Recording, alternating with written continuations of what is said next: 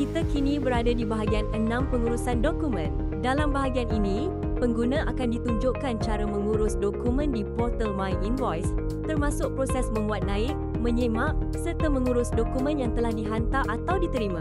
Bahagian ini penting untuk memastikan segala transaksi dapat direkod dan disemak dengan teratur. Dari paparan utama portal My Invoice, pengguna boleh mengakses pelbagai menu termasuk pengurusan dokumen, notifikasi serta fungsi lain yang berkaitan dengan e-invoice. Untuk menguruskan e-invoice, klik pada menu dokumen di bahagian kiri portal My Invoice. Menu ini akan membawa pengguna kepada paparan senarai dan butiran dokumen yang telah dihantar. Pengguna boleh melihat paparan dokumen berdasarkan tempoh tarikh tertentu. Masukkan tarikh mula dan tarikh akhir yang dikehendaki, kemudian klik butang mohon. Portal My Invoice akan memaparkan senarai dokumen mengikut tempoh yang dipilih.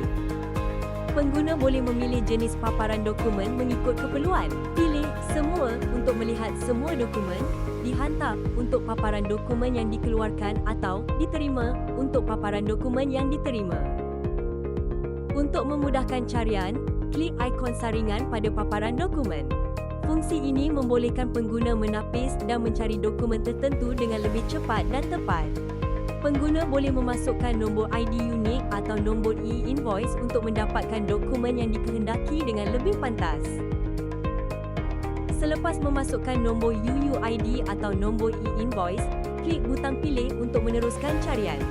Sekiranya ini membatalkan carian atau tapisan, klik butang batal.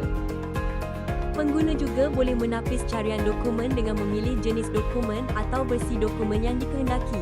Ini memudahkan pencarian dokumen dengan lebih tepat dan spesifik mengikut kategori tertentu. Sekiranya anda ingin memadam saringan carian yang telah dipilih, klik butang Padam Saringan. Anda juga boleh menjana data atau senarai dokumen e-invoice ke dalam format Excel untuk simpanan dan rujukan anda.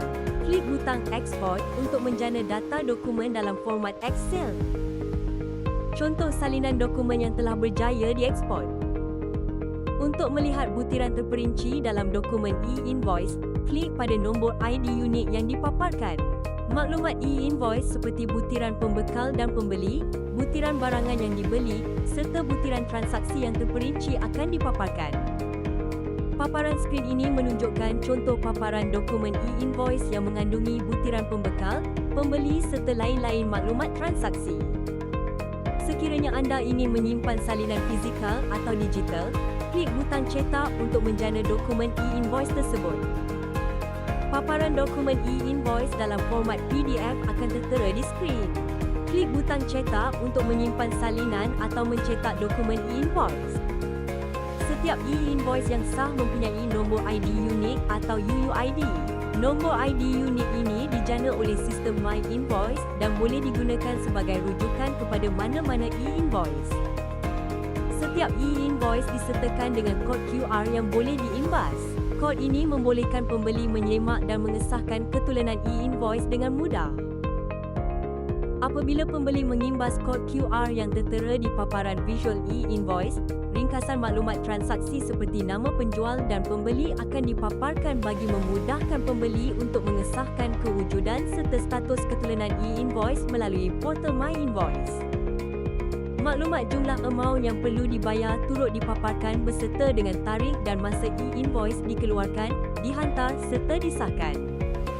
Nombor ID unik atau UUID juga dipaparkan di bahagian atas untuk digunakan sebagai nombor rujukan apabila anda ingin membuat semakan atau carian dokumen e-invoice.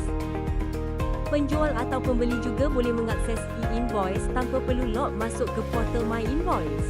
Untuk mendapatkan akses tersebut, klik butang Dapatkan Pautan Awam untuk menjana pautan pengesahan. Seterusnya, klik Salin Pautan untuk menyalin alamat pautan awam e-invoice. Pautan ini boleh dikongsi terus kepada penjual atau pembeli dan boleh digunakan untuk membuat semakan.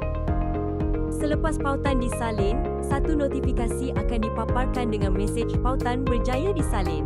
Ini menandakan pautan e-invoice anda sudah sedia untuk dikongsi.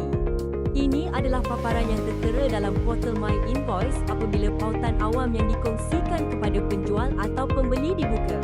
Dalam paparan ini, anda dapat melihat ringkasan butiran transaksi dalam e-invoice seperti nama penjual dan pembeli, jumlah amaun yang perlu dibayar, serta tarikh dan masa e-invoice dikeluarkan, dihantar dan disahkan. Sekian penerangan bagi bahagian 6.